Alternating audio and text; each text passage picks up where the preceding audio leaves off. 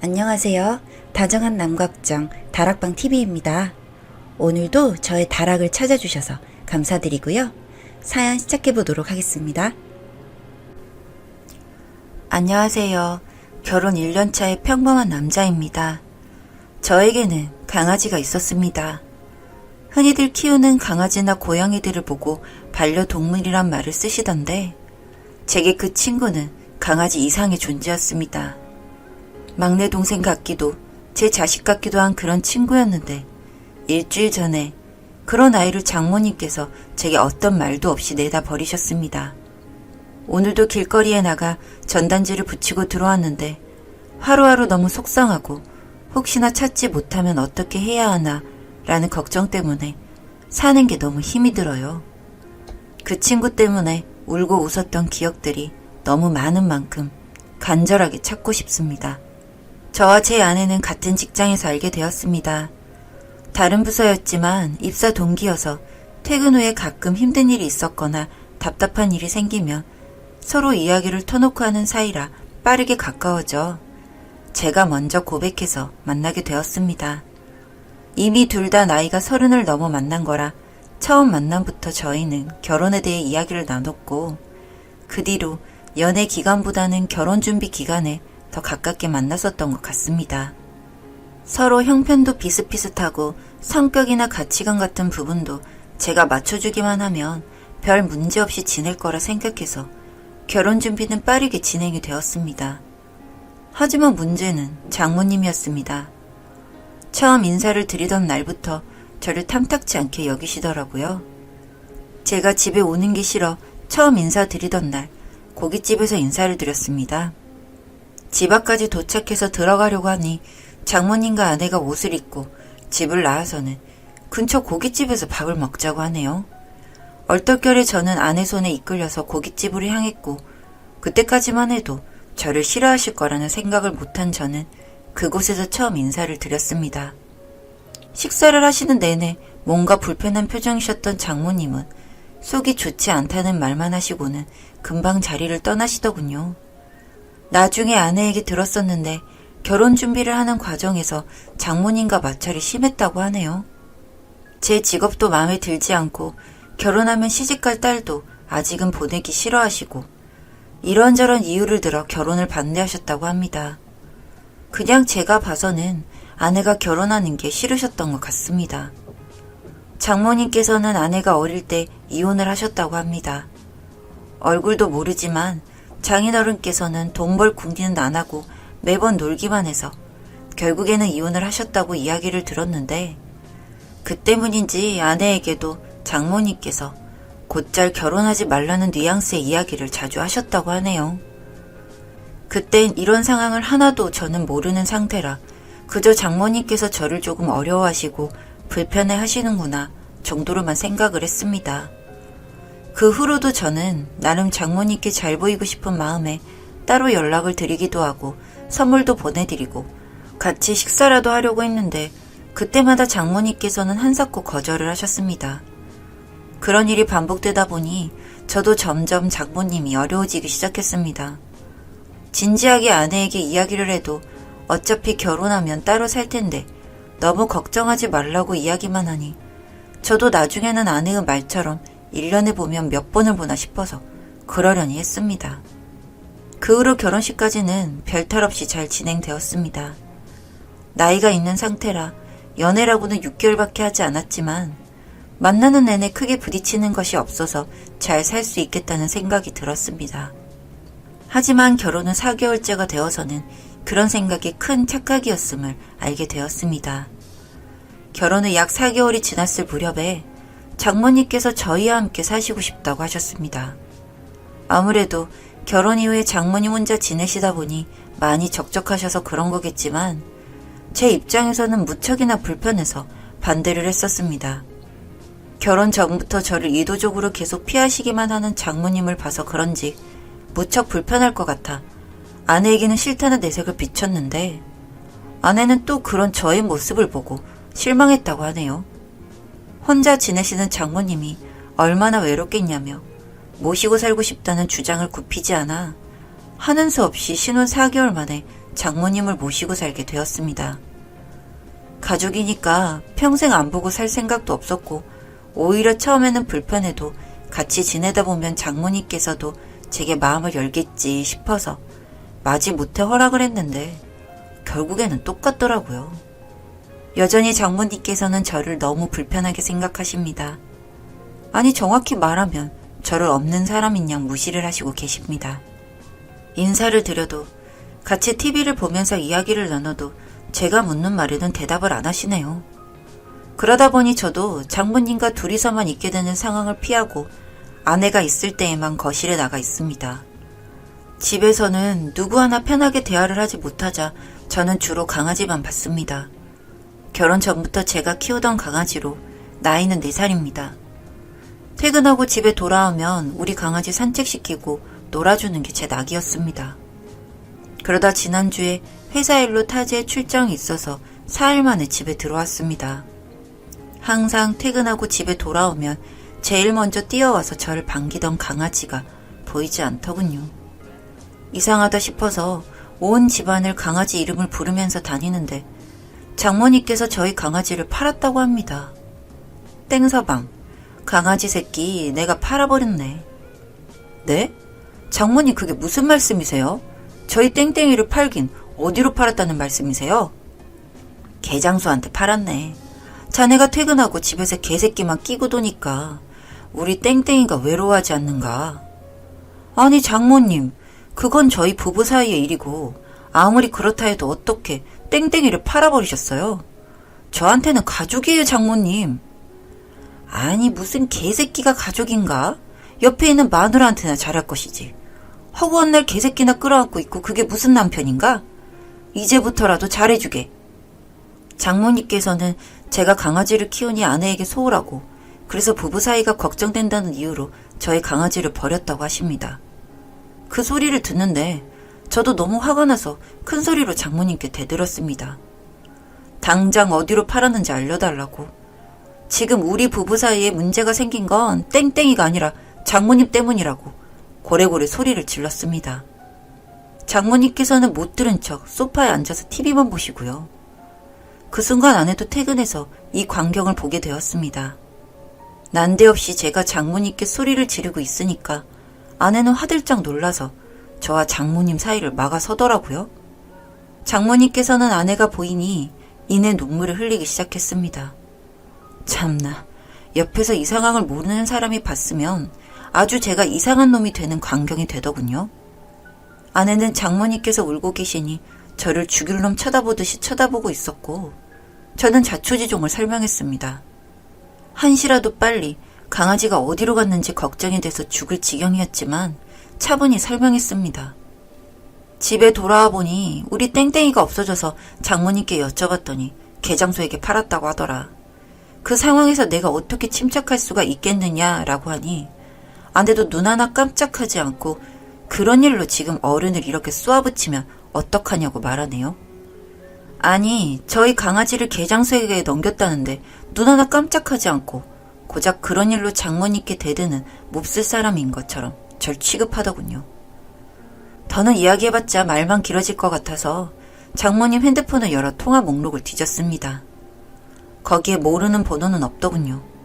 다시 장모님께 따지니 개장수에게 판 게 아니라 동네에 내다 버렸다고 합니다.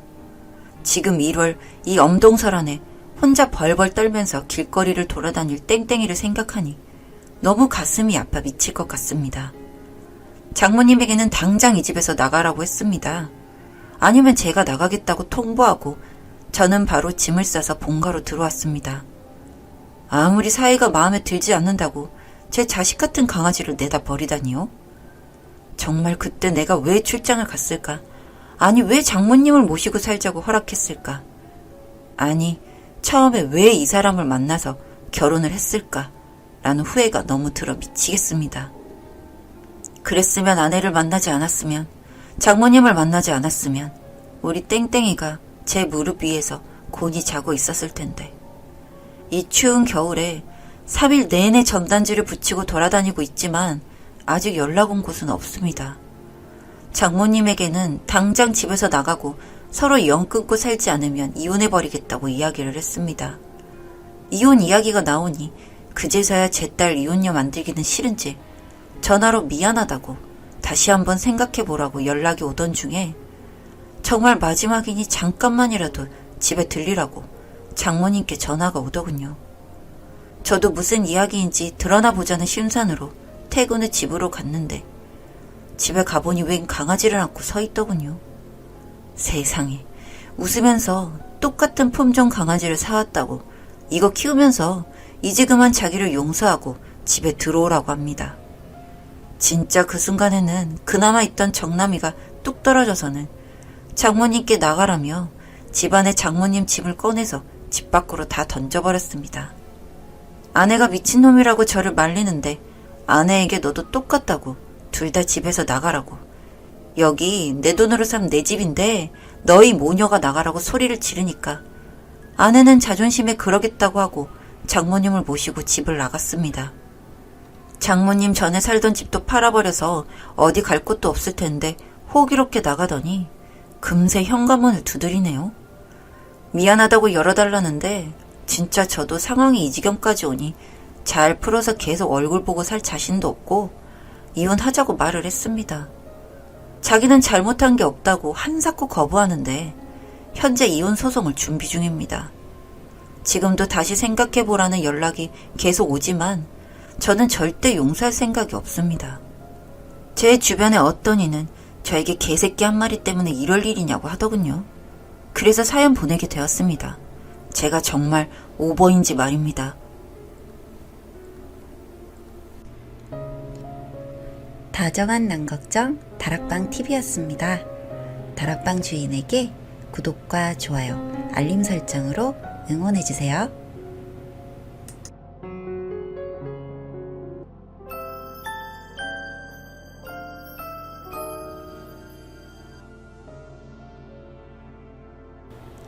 안녕하세요. 다정한 남걱정 다락방TV입니다.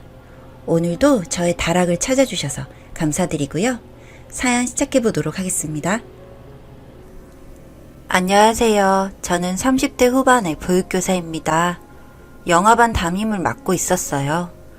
초임으로 온 거라 업무에 대해 잘 모르고 약간 헤매기도 했지만 경력 많은 다른 반 선생님들이 도와주셔서 이제는 익숙해졌었습니다. 처음에는 학부모님 대하는 것도 어려웠고 칭얼대고 우는 영아들 달래는 게 쉽지 않았어요.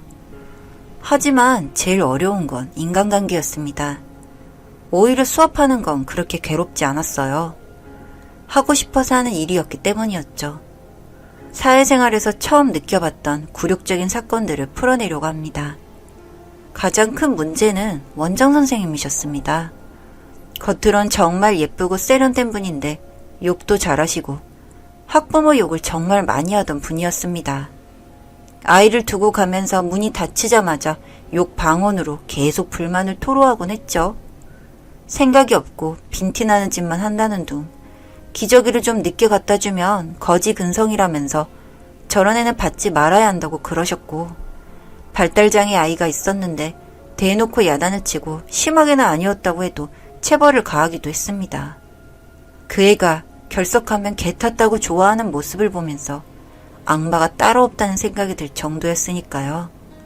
사세반 애들 이름을 대놓고 거론하면서 공부 머리가 아니라는 둥, 애들이 엄마 아빠 부부싸움 했다고 하면 왜 싸웠는지, 그때 넌 뭐하고 있었냐고 꼬치꼬치 캐묻는 등 한마디로 어이가 없는 행동들을 하곤 했습니다.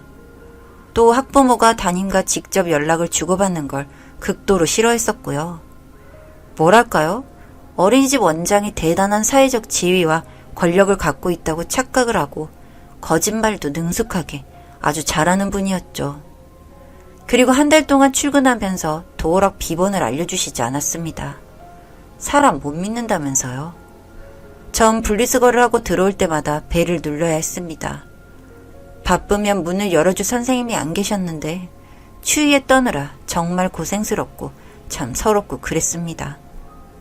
한 번은 저희 반 아이가 아파서 못 왔습니다. 그런데 제가 안부차 전화를 걸어 물어보니 이런저런 얘기를 해주셨는데 별 뜻 없이 원장님께 어제 딸기를 많이 먹어서 설사를 했대요. 라고 했더니 눈을 부릅뜨면서 통화했다고 하시더니 앞으로 직접 학부모와 연락을 삼가라는 겁니다. 참 기가 막히고 코가 막혔죠. 담임이 원화를 지도하고 매일 보는데 학부모와 연락을 직접 하지 말라니 그게 말이나 되나요? 게다가 부모님들이 맛있는 간식이나 음식을 선물로 주시면 다 싸가지고 집에 가셨고요. 저희는 먹어보지도 못하고 나중에 부모님들이 물어보시면 잘 먹었다고 거짓말을 하게 되었습니다. 그리고 아이들 보는 앞에서 차별하고 예쁘게 생긴 애는 따로 간식을 더 챙겨주거나 한 번 더 안아주고 외모가 별로인 애들은 괄시를 했습니다. 티 안 나게 학대를 하는 거였죠. 면박을 주거나 괜히 야단을 치거나 그렇게요. 생각해보면 정말 유치한 일들이었지만 그런 일을 아이를 두고서 성인이 벌이는 짓이었습니다. 제일 화가 나는 건 유기농 식재료로 아이들 밥을 해준다고 광고를 하면서 냄비나 프라이팬은 코팅도 벗겨지고 손잡이도 없는 것을 쓰는 것이었습니다. 냠냠쌤이 계시지만 퇴근하시면 교사가 시간 연장반 아이들을 위해서 요리를 할 때도 있는데 진짜 위험천만한 거죠. 항상 점심때 밥이나 반찬이 모자라서 아이들이 더 달라고 하면 누룽지를 주든가 없다고 딱 자를 합니다. 넉넉하게 해서 잘 먹이면 좋잖아요? 그래놓고 학부모님들께 나가는 사진은 식판이 넘치게 담아서 찍어 보냅니다. 애들이 말을 못하니까 그냥 원장님 마음대로 운영을 하는 거예요. 그리고 점심시간이 끝나면 청소를 하는데 원래는 교대로 하는 시스템이었습니다. 원래는 자기 밥만 하는데 거실은 넓으니까 매일 교대로 하는데 저만 시키는 거예요. 놀이 매트며 기구며 다 들어 올리고 하는 거라 꽤 무겁기도 하고 제자리에 놓는 것도 버거웠습니다. 그렇게 한 달이 넘도록 저만 시키는데 나중에는 너무 화가 나서 원장한테 퍼붓고 싶더라고요. 뭐 저런 인간이 있나 싶어서요. 심지어 간식 설거지도 저만 시켰어요. 오후엔 냠냠 선생님이 퇴근하기 때문에 돌아가면서 식판 설거지를 하는데 식판 줄 맞춰서 세우지 않았다고 소리소리를 지르는 겁니다. 소리소리를 지르며 집에서도 그따위로 일을 하냐는 둥 팔자 좋게 살았다는 둥 험담을 다른 선생님이나 아이들 앞에서 하는데 정말 사리를 느꼈습니다. 인격 모독에 제 인내심 테스트 하는 것 같더라고요. 또 살집이 있는 교사들에게 강제 다이어트를 시키면서 감량을 안 하면 해고하겠다고 협박하곤 했습니다. 처음엔 농담인 줄 알았는데 아예 다이어트 보조제까지 사 먹으라고 하면서 푸시하는 게 정말 장난이 아니었습니다. 학부모들이나 원아들이 살찐 교사들 싫어한다면서 점심이나 간식 때 얼마나 먹는지 와서 참견을 하면서 꼭 적게 먹으라고 강요를 했습니다. 보육고사 업무가 다른 것도 있겠지만 일단 육체적으로 많이 힘듭니다. 영아반 담임은 더 힘든 게 아이를 안고 내려놓고 씻기고 하는 과정이 보통 어려운 게 아니라서 교사들이 근무 중에 침을 맞거나 물리치료 받는 일이 허다했죠. 그런데 원장은 그 정도는 기본이라면서 늘 CCTV로 교사들을 감시하고 본인의 감정대로 폭언하는 건 당연하게 여겼습니다. 제일 화가 나는 건 페이백이라고 해서 월급에서 일정 금액을 다시 원장님한테 현금으로 돌려드리는 건데 일찍 퇴근하는 대신 그렇게 달라는 거예요. 전 사실 그렇게 할 이유가 없었거든요. 애도 초등학생이고 제가 일찍 가봐야 그때는 애가 학원에 있을 시간이라서 굳이 1시간이나 빨리 퇴근할 필요가 없었으니까요. 그런데 너무나 당당하게 달라고 하고 CCTV 사각지대에 신문을 접어놓은 곳에 봉투를 끼워 넣는 방식이었습니다. 지금 생각하면 치가 떨릴 정도였죠. 완전 불법이고 이걸 신고하면 원장님도 벌금형을 받지만 보육교사인 제 자격증 정지나 박탈이라고 하더군요. 근거가 없는 얘기는 아니었지만 권력으로 무조건 찍어 누르는 협박으로밖에 들리지 않았습니다. 치졸하고 악랄한 방법이지만 관행이라고 우기더군요. 그래서 사실 정말 신고를 하는 게 많이 꺼려진 것도 사실이었습니다. 하지만 점점 교사들의 불만은 심해져 갔고 원장님의 태도는 변함없이 기고만장이었습니다. 너무 화가 나서 그만둘까 생각도 해봤지만 저도 어렵게 취업한 건데 부당한 문제는 터뜨리고 싶었어요. 전 이 모든 것들을 뒤집기 위해서 차근차근 준비를 했습니다. 일단 증거를 모아야 했기에 아이들 밥을 부족하게 주는 것과 애들이 모자라니까 더 달라고 하는 말들, 더 줄 수 없다는 원장의 거절 대화를 녹음했죠. 그리고 CCTV 사각지대에서 페이백을 받는 장면, 또 영아반 아이가 사세반 원아에게 맞는 장면 등등을 촬영했습니다. 그 영아반 아이는 상처가 크게 생겼는데 학부모에게는 혼자 넘어졌다고 거짓말을 해둔 상태였습니다. 그 외에도 구청에서 서류 조작한 것과 급식비 빼돌린 것 등등 모든 증거를 다 수집했죠. 원장님 눈에 띄지 않게 하는 게 긴장 터지고 조심스러웠습니다. 다행히 들키지 않고 완벽한 준비가 끝났습니다. 일단 지역 언론사에 제보를 제일 먼저 했습니다. 그리고 첨부 파일로 증거를 보냈죠. 그 다음에 시청에 신고를 했어요. 학대와 급식비 횡령, 페이백에 대해서요. 처음에 뭉뚱그려서 어린이집 이름을 말하지 않으려고 했는데 그러면 도움을 줄 수 없다고 해서 솔직하게 적었습니다. 언론사에서 먼저 터졌고 지역 뉴스 화면에 잡혔습니다. 그리고 시청에서 실사를 나오게 됐죠. 어린이집은 난리가 났고 원장은 우거지상으로 조사를 받으러 갔습니다. 그리고 그동안 교사들은 불안에 떨 수밖에 없었고 학부모들의 민원은 빗발쳤죠. 하지만 전 후회하지 않았습니다. 어느 누군가는 해야 할 일이라고 생각했으니까요. 결국 보름간 어린이집 폐쇄와 벌금, 시정명령을 받고 끝났습니다. 당연히 그 원장이라는 인간은 누구인지 의심을 해가며 찾아내려고 하더군요. 하지만 전 마침 이사를 가게 되었던 터라 사표를 냈고 자연스럽게 어린이집을 그만둘 수 있었습니다. 나중에 그곳에서 일하는 다른 선생님으로부터 페이백은 없어졌다는 소식을 들었고 아이들 급식은 푹족하게 주기 시작했다고 하더군요. 그래도 솔직히 제 모든 분이 풀리지는 않더라고요. 절 어린이집 선생님이라는 이유로 인격적으로 모독했던 부분은 제가 사과를 받은 것도 아니고 계속 앙금처럼 남아 있었으니까요. 그래서 전 그 이후로 더욱더 독하게 공부를 하기 시작했습니다. 그동안에도 밤잠 줄여가며 사실 공부를 해왔었거든요. 왜냐면 이 일은 제가 좋아서 하는 일이었지만 너무나도 인격적으로 모독을 당해서였는지 정말 어느 누가 봐도 괜찮은 직업을 갖고 싶었으니까요. 그래서 한동안 했다가 포기했던 공부를 시작했고 정말 공부라는 게 시험 운이라는 게 다 때가 있는 건지 정말 기가 막히게도 7급 공무원으로 합격을 하게 된 거였습니다. 제 자아 실현을 하게 되니 그 기쁨을 말할 수 없이 컸죠. 그래서 제가 근무했던 어린이집 교사들만 불러서 한턱을 크게 내고 선물도 돌렸습니다.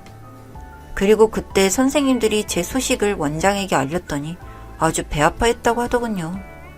그 원장의 딸도 꽤나 오랫동안 공무원 시험 준비를 하고 있었는데 여전히 합격을 못한 상태였거든요. 그런데 별것도 아니고 그저 그런 인간이라고만 여겼던 제가 7급 공무원에 합격했다는 소식을 들으니 당연히 배가 아팠을 수밖에요. 그리고 그 사건 이후로는 학부모들도 촉을 엄청 세우고 지켜보고 있고 시에서도 지속적으로 관리가 들어와서 뭐 하나 원장 마음대로 할 수 없게 되었다고 하는 겁니다. 그래서 아주 골머리를 썩고 있다면서요. 그 이야기를 들으니 참 속이 시원하기도 하고 제가 한 일이 새삼 대단하게 느껴졌습니다. 정말이지 소규모 가정 어린이집에서 일어난 일이었지만 앞으로는 절대 이런 일이 벌어지지 않았으면 합니다. 그 나이대의 아동에게는 정말 두고두고 기억되는 정서적 육체적 학대거든요. 힘없고 어린 아이들에게 정말 할 수 없는 짓을 한 원장은 이것보다도 더한 벌을 받아야 한다고 생각하는데 제발 깨닫고 제정신 차리길 바라봅니다. 긴 글 읽어주셔서 감사합니다.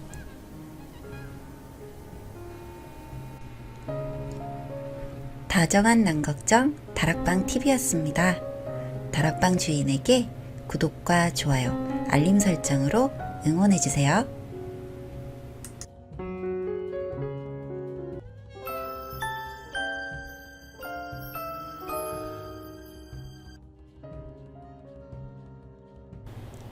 안녕하세요. 다정한 남각정 다락방 TV입니다. 오늘도 저의 다락을 찾아주셔서 감사드리고요. 사연 시작해보도록 하겠습니다. 안녕하세요. 저는 아이 셋을 키우는 30대 중반의 전업주부입니다. 대부분의 부부가 그렇듯 저와 남편은 열렬한 연애를 했습니다. 제가 아니면 죽을 것처럼 매달려서 양가 반대를 무릅쓰고 결혼까지 왔죠. 그때는 세상에 그 어떤 것도 부럽지 않고 행복했었습니다. 돈도 없고 미래도 없었는데 그 사랑 하나만으로 버틴 거죠. 그런데 세월이 지나고 아이를 셋까지 낳은 후에 남편은 다른 사람이 되었습니다. 우리가 언제 사랑했냐는 시기였죠. 남남보다도 더한 부부가 되어버렸습니다. 처음에는 다 제가 아이를 키우느라 남편에게 소홀해서 그런 줄 알았어요. 아이가 하나도 아니고 셋이나 되니 육아를 할 때 남편의 도움이 정말 필요했습니다. 그런데도 남편은 산으로 들로 놀러 다니며 형편에 안 맞는 골프를 치러 다녔습니다. 정말 가슴속에서 화가 치밀었죠. 저는 손목이 아프고 어깨에 염증이 생겨서 병원에 가고 싶어도 애 봐줄 사람이 없어서 못 다녔거든요. 얼마 지나지 않아 남편의 행동은 더욱 이상해졌습니다. 우연히 폰을 보았는데 채팅 앱을 깔아놓고 본인이 싱글인 척하면서 이 여자 저 여자와 채팅을 하면서 애인을 찾고 있더라고요. 여자의 촉이란 건 정말 있나 봐요. 심지어 외국 여자들까지 안 되는 콩글리시를 섞어가며 어떻게든 해보려고 수를 쓴 게 남아있는 거예요. 저 애새 키우느라 하루가 어찌 지나가는 줄 모르는데 저한텐 생전 문자 한 통 전화 한 통 안 하는 사람입니다. 아기 들다가 허리를 삐끗했는데 괜찮냐 소리 한마디 없었어요. 그런데 그 동남아 여자랑은 연애를 막 시작하는 남자처럼 설레고 앉아있더군요. 증거를 내밀었더니 변명도 없고 그렇다고 인정하는 것도 아니고 모르쇠로 일관하는 겁니다. 이런 걸 하소연하려고 해도 반대하는 결혼을 한지라 제 편도 없고요. 너무 가슴이 아팠고 누구에게도 얘기를 꺼내기가 힘들었습니다.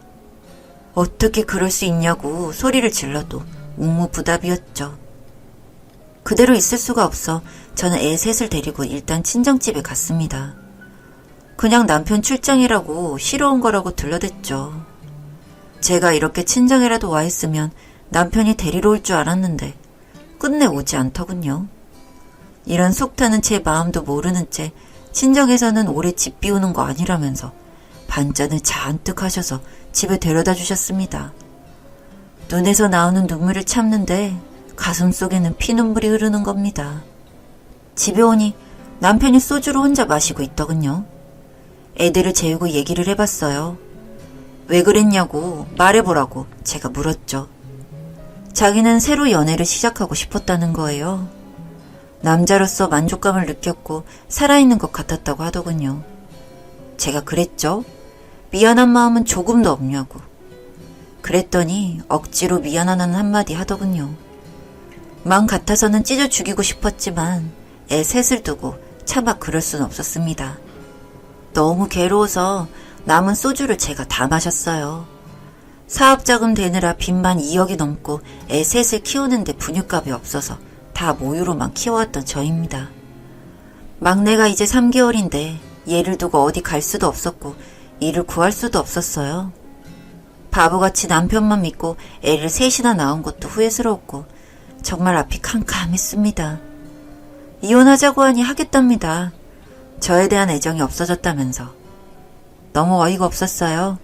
양심도 버린 듯 이젠 체념을 하더군요. 전 정말 죽고 싶었지만 앞으로 이런 남자와 인생을 함께하느니 포기를 하는 게 낫겠다는 생각이 들었죠. 사업을 목숨 걸고 해서 애들 먹여 살리려는 노력도 없이 딴짓거리만 하고 다니는 인간이 애들 아버지라는 게 정말 끔찍하기만 했으니까요. 애들은 커가는데 저렇게 무책임하고 생활력 없고 기본 인성도 안 되어 있다는 걸 그동안에도 알고 있었지만 모르는 척 해왔던 저였는데 이젠 끝이 보이는구나 싶더군요. 그러던 어느 날부터인가 힘들고 괴로운 마음속 깊은 곳에 담긴 감정을 글로 썼습니다. 그리고 SNS에 올렸죠. 제 이야기라고는 하지 않았고 예전에 사보 기사로 회사를 다녔던 기억을 떠올리며 한 줄 한 줄 정성껏 써내려갔어요. 그리고는 겨우 울음을 삼키고 애들을 재우며 글을 쓰다 책상에서 잠들었죠. 아무리 힘들어도 단 하루도 거르지 않고 글을 써서 올렸습니다. 저로선 그 길밖에 없었으니까요. 처음에는 그 과정조차 번거로웠는데 익숙해지게 되니 저에게는 활력소가 되더라고요. 그리고 무엇보다 이혼하고 먹고 살만한 멘탈이 갖춰져야 했는데 점점 제 스스로 독해지고 강해지는 걸 실감할 수 있었습니다. 그렇게 석 달이 지났을 무렵 출판사에서 연락이 왔습니다. 책으로 내고 싶은데 작가님 생각은 어떠시냐고. 그땐 남편이 생활비도 주지 않아서 친정에서 빌린 돈으로 생활하고 있을 때였거든요. 담당자를 메신저로 만나 원고에 대해 얘기를 나누고 메일로 보내드렸더니 계약하겠다고 연락이 왔어요. 정말 믿기지 않았습니다. 더 놀라운 건 그렇게 계약을 하고 출간이 되기까지 시간은 얼마 걸리지 않았고 일세가 한 달도 안 돼요. 다 팔렸습니다. 필명을 썼기에 아무도 제가 쓴 글인 줄 주위 사람들은 몰랐죠. 뭐 다른 것보다도 받은 계약금으로 애들을 배불리 먹을 수 있어서 행복했는데 출판사에서 3세를 찍고 있다는 겁니다. 제가 생활비도 없다는 걸 아신 사장님이 선인세로 2천만 원을 입금해 주셨죠. 처음으로 기뻐서 엉엉 울었습니다. 그리고는 남편과 기다렸다는 듯 이혼을 해버렸습니다. 빚밖에 없는 전셋집 남편 줘버렸고 저는 애들 셋과 비록 월세 17평 소형 아파트지만 새로운 보금자리에서 시작을 했습니다. 그래도 양육비는 청구했고 한 달에 50만 원을 보내더라고요. 그나마 석 달 만에 끊겼지만요. 그 이후로 저는 애 셋을 둔 엄마이자 에세이 작가로 이름을 알리게 되었습니다. 남편은 나중에서야 알고 연락이 왔지만 받지 않았습니다. 받을 이유가 저에겐 없었으니까요. 전 친정의 아이를 맡겨가면서 전국적으로는 규모는 매우 작지만 강의도 다니기 시작했고 그 강의료만 모아도 수천만 원이 넘어갔습니다. 정말 너무 행복했어요. 그렇게 꾸준히 모아서 애들 이름으로 통장을 각각 만들어 주었던 그날엔 밥 안 먹어도 배가 부를 정도로 너무 기뻤습니다. 지금은 후속작을 쓰고 있는 중이고 저에게 응원을 보내주시는 분들도 있습니다. 그래서 그런지 외롭거나 슬픈 마음은 사라진 지 오래네요. 저는 저처럼 글을 쓰고 싶어하는 사람들에게 도움을 주고 싶어 절 찾는 곳이라면 어디든지 가서 알려드리려 노력하고 있습니다. 사람 이름 모른다더니 전 이렇게 다시 재기를 할 수 있었습니다. 만약 제가 슬퍼하기만 하고 아무것도 하지 않았더라면 이런 기회는 오지 않았을 겁니다. 아버지 없는 가정을 물려준 건 아쉽지만 저희 아이들도 엄마가 글 쓰는 것을 알아서 식탁에서 제가 일을 할 때면 빵도 구워주고 계란도 삶아주곤 합니다. 저의 타이틀이 누구 엄마라는 것을 떠나 땡땡땡 작가라고 불리우는 지금의 제 모습이 너무나 만족스럽습니다. 그리고 이번엔 애들방 하나씩 주기 위해 봄에 이사를 할 수 있도록 33평 전셋집을 계약했습니다. 다음엔 내 집 마련이겠죠. 지금 이대로 제가 아프지만 않는다면 애들이 성인이 될 때까지 제대로 키울 수 있다고 확신합니다. 그런 능력이 제게 주어진 겁니다. 신께서 허락을 하셨고 거기에 제가 노력을 하니 뭔가가 이루어지긴 한 것 같습니다. 잠 못 자고 글 한 줄씩 써내려갔던 시절이 주마등처럼 지나가네요. 그리고 또 하나, 원래 정신적으로나 육체적으로나 허약하고 남의 말에 휘둘리는 편이었는데 지금은 그 모든 것들이 단단해지고 견고해진 것 같습니다. 출판사에서도 이런 제 성실함을 알아주셔서인지 점점 더 나은 대우를 받고 있습니다. 다음에는 소설에도 도전을 해보려고 하고 정말 뭐든 열심히 써서 더 늦기 전에 애들하고 행복하게 살고 싶습니다. 병원비, 생활비 걱정 안 하면서 산다는 게 이렇게 좋은 건지 미처 몰랐어요. 원래 누리고 산 사람들은 모르겠지만 저처럼 자수성가한 사람들에겐 새롭게 느껴지는 감정이거든요. 전 남편은 지금도 연락을 해와서 번호를 차단했더니 출판사까지 찾아와서 사업자금을 보태달라고 하기에 접근금지 가처분 신청을 법원에 냈습니다. 끝까지 양심이란 한 푼도 없는 인간이더라고요. 애들 찾아가서 구구절절 변명하면서 엉겨 붙을까봐 학교 끝나면 과외 선생님이 픽업하도록 조치했고 절대 못 만나게 하고 있습니다. 의외로 집요하게 이런저런 방법을 쓰고 있지만 지금은 안 통합니다. 큰애는 아빠가 거실에 있던 물건들 던져서 부시고 저를 때리고 욕했던 장면이 그대로 기억에 남아 있었나 봅니다. 저에게 아빠 없어도 되니 우리끼리 살자고 합니다. 안타깝지만 시간이 많이 지나면 그 감정도 희석되리라 믿어봅니다. 지난 과거를 떠올리며 앞으로 더 부지런히 열심히 살겠습니다. 긴 글 읽어주셔서 감사드립니다.